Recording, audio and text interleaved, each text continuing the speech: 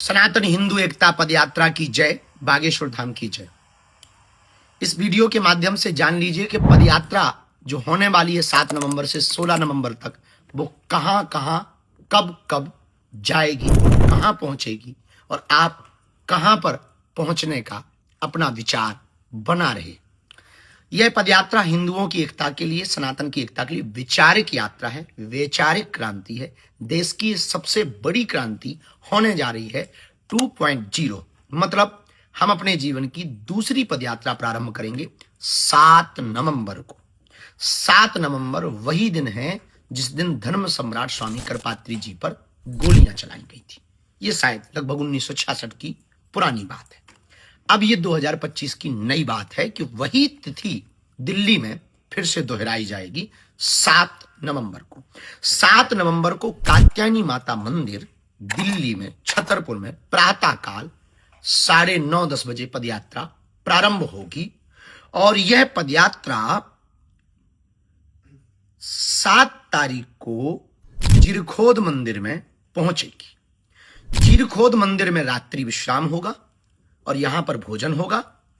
इसके बाद 8 तारीख को प्रातःकाल राष्ट्रगान और हनुमान चालीसा करके फिर पदयात्रा प्रारंभ होगी। 7 तारीख को जब पदयात्रा प्रारंभ होगी तो राष्ट्रगान होगा, हनुमान चालीसा का पाठ होगा, 2 ध्वज चलेंगे, एक आगे धर्म ध्वज होगा, एक पीछे धर्म ध्वज होगा। पदयात्रियों से प्रार्थना है उस धर्म ध्वज को लांघ कर आगे नहीं जाना है, उसी के अंतर्गत रहना है ताकि यह अनुष्ठानमय, हमारा अध्यात्ममय यात्रा का स्वरूप बना रहे।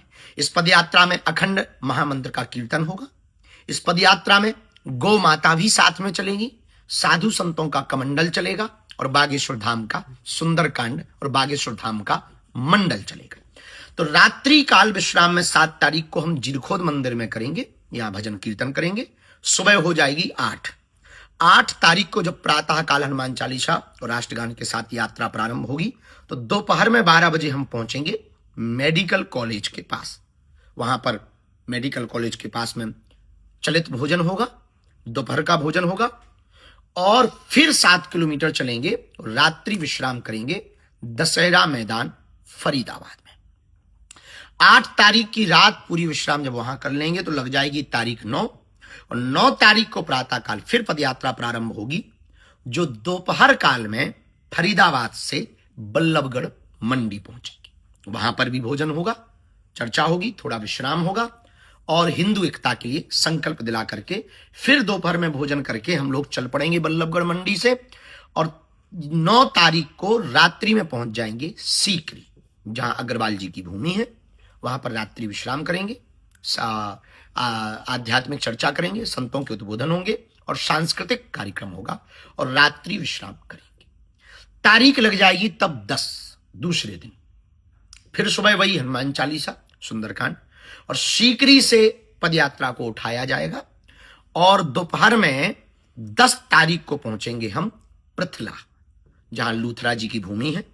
वहां पर भोजन पाएंगे, संवाद करेंगे और लोगों से मिलेंगे, रास्ते में भी मिलेंगे, चलते चलते भी मिलेंगे और वहां भी पृथला में मिलेंगे। 10 तारीख को फिर हम 7 किलोमीटर पृथला से चलने के बाद पहुंचेंगे पलवल। पलवल में 10 तारीख को सेकेंडरी स्कूल में होगा विश्राम, वहां भी सांस्कृतिक कार्यक्रम होगा, भोजन होगा और जो पदयात्री हैं उनके साथ संवाद होगा कि कैसा आपका अनुभव रहा इस चौथे पड़ाव पर। 5वें पड़ाव की पदयात्रा प्रारंभ होगी प्रातःकाल 7 बजे 11 तारीख को और 11 नवंबर को यह पदयात्रा पलवल से जब चालू होगी तो पलवल के आगे 7 किलोमीटर बाद एक शुगर मिल है, वहां पर यह दोपहर के भोजन के लिए रुकेगी और दोपहर का भोजन होगा, लोगों से संवाद होगा, सामाजिक समरसता की चर्चा होगी, वैचारिक बातें होंगी और भारत को समृद्ध बनाने के लिए, हिंदू राष्ट्र बनाने के लिए हम सब प्रण लेंगे। फिर 11 तारीख को रात्रि में पहुंचेंगे 7 किलोमीटर की पदयात्रा फिर करके। एक दिन में लगभग 15 किलोमीटर की यात्रा है टोटल। 7 किलोमीटर पर पहला विश्राम और रात्रि विश्राम फिर 11 तारीख को होगा मित्रौल में, जहां प्रधान जी का भूमि है। वहां पर 11 तारीख को रात्रि में पहुंचेंगे, जहां सामाजिक समरसता का भोज किया जाएगा। पदयात्रा पहुंच जाएगी फिर छठवें पड़ाव पर और तारीख बदल जाएगी और तारीख हो जाएगी 12 तारीख को प्रातःकाल मित्रौल से हनुमान चालीसा और राष्ट्रगान गा करके आगे बढ़ेंगे। और जब आगे बढ़ेंगे तो 7-8 किलोमीटर की यात्रा करके पहुंचेंगे हम लोग बनचारी, जहां जेबीएम जगह है। वहां 12 तारीख हो गई होगी। 12 तारीख को जेबीएम बनचारी में दोपहर के भोजन में विश्राम करेंगे, संवाद करेंगे और फिर इसके बाद में लोगों को मिलते हुए ब्रिज की तरफ बढ़ना प्रारंभ हो जाएगा पूरे बागेश्वर धाम के भक्तों का, क्योंकि ये पद यात्रा बालाजी और बांके बिहारी के मिलन की यात्रा है। तो बड़ा उत्साह के साथ जब ब्रिज की तरफ बढ़ेंगे तब पहुंच जाएंगे हम लोग होटल मंडी। और तारीख है 12 तारीख को रात्रि में होटल मंडी पहुंचेंगे, जहां संवाद होगा, सांस्कृतिक चर्चा होगी, संस्कृति पर चर्चा होगी, सनातन पर चर्चा होगी, हिंदुत्व पर चर्चा होगी और हमारी प्राचीन परंपराओं को कैसे जीवंत रखें इस पर चर्चा होगी। तब तक तारीख बदलेगी, रात्रि विश्राम होगा, तारीख बदलेगी और तारीख लग जाएगी 13। बहुत कम समय बचेगा ब्रिज पहुंचने का। और 13 तारीख को जब सुबह प्रातःकाल होटल मंडी से हनुमान चालीसा और राष्ट्रगान गाकर निकलेंगे तो यह पड़ाव होगा 7वां। और दोपहर का भोजन होगा कोट 1 बॉर्डर सेल्स टैक्स पर। वहां पर जो जगह है वहां पर दोपहर का भोजन होगा। 7-8 किलोमीटर चलकर आनंद के साथ बैठेंगे और प्रणाम करेंगे। चलते चलते पदयात्रा रात्रि विश्राम के लिए पहुंचेगी कोसी मंडी। कोसी मंडी में 13 तारीख को रात्रि विश्राम होगा और यहां पर सांस्कृतिक चर्चा वही होगी, संगीत होंगे, भजन होंगे, गीत होंगे, ब्रिज रस होगा, ब्रिज का आनंद होगा। पदयात्रा विश्राम करेगी 13 तारीख को कोसी मंडी में और तारीख बदलेगी, तारीख लगेगी 14 और पड़ाव होगा 8वां। और 14 तारीख को जब सुबह प्रातःकाल कोसी मंडी से हनुमान चालीसा और राष्ट्रगान गाकर निकलेंगे तो 7-8 किलोमीटर चलने के बाद में जो दोपहर का भोजन होगा वो होगा बेकमेट इंडस्ट्री कंपनी के सामने। वहां पर भोजन होगा, वहां पर संवाद होगा, सामाजिक समरसता की चर्चा होगी और फिर यहां से प्रण लेकर के फिर बढ़ जाएंगे 7-8 किलोमीटर और रात्रि विश्राम 14 तारीख को करेंगे गुप्ता रेजिडेंसी में।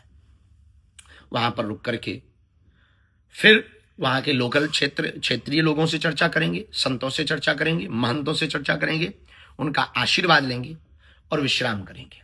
14 तारीख को विश्राम करते ही तारीख बदल जाएगी, तारीख लग जाएगी 15 नवंबर। तो 15 नवंबर को 9वां पड़ाव होगा, फिर एक दिन मात्र शेष रह जाएगा। उत्साह और उल्लास चरम पर होगा बांके बिहारी से मिलन का और बालाजी से मिलवाने का। 9 तारीख को 9वें पड़ाव को 15 नवंबर को दोपहर का भोजन जो किया जाएगा सुबह चलने के बाद गुप्ता रेजिडेंसी से यादव हरियाणा ढाबा के पास में दोपहर का भोजन होगा।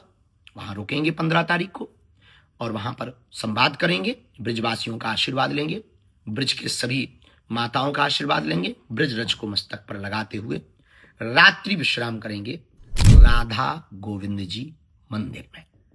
वहां पर रात्रि विश्राम होगा, ठाकुर जी के दर्शन होंगे, ठाकुर जी के तरह तरह की लीलाओं का मधुर गायन होगा, संवाद होगा, रुका नहीं है, रात्रि विश्राम करेंगे, रुकेंगे।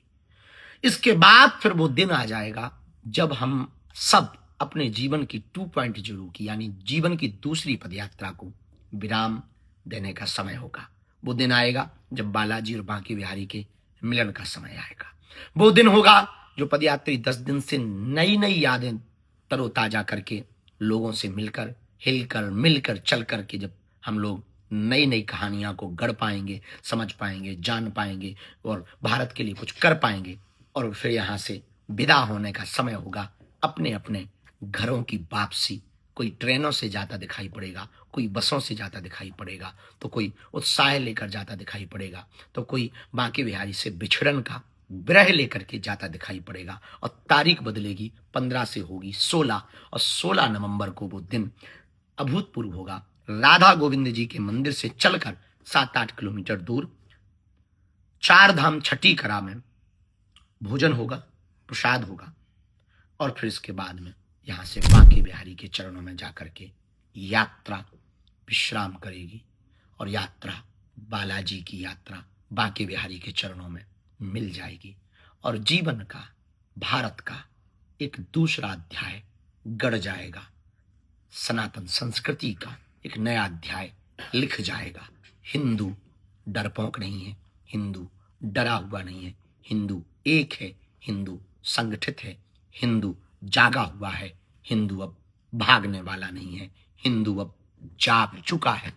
ये नया अध्याय इतिहास के पन्नों पर 16 तारीख को लिख जाएगा।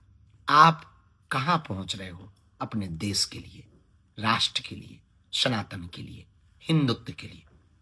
बना लो अपना मूड, कर लो तैयारी 7 नवंबर से 16 नवंबर तक।